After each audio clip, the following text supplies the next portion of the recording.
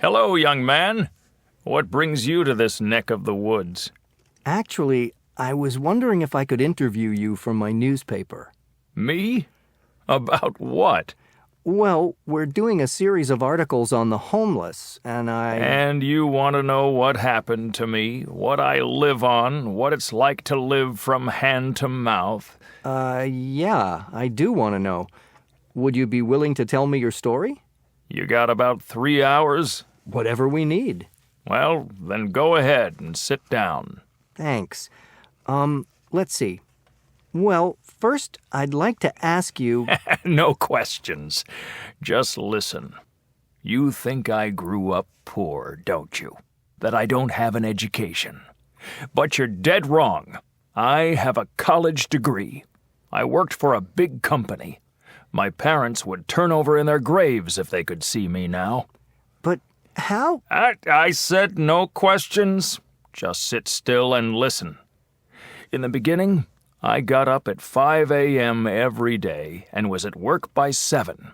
And I stayed at the office till 8 in the evening. 13 hours! That was the only way I could keep up with all the work. It just never let up. I never saw my family very much because when I got home, I usually went straight to bed. Well, I guess I was doing a pretty good job because I kept moving up the ladder. I became a manager and got more money, but I also had to work even more hours, and weekends too. You can imagine that my wife never stopped complaining.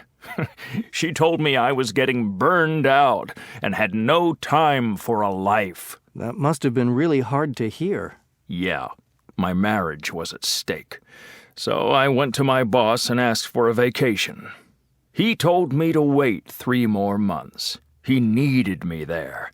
So nothing changed. Day in and day out, I worked and worked. Eventually, my wife left.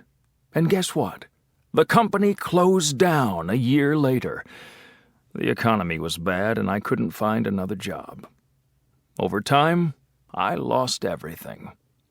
Hey, how many hours do you work a day? Too many, I'm sure. I just hope you know what you're doing. Things could change for you, you know. You could start over. After all, you're educated. That's wishful thinking, young man.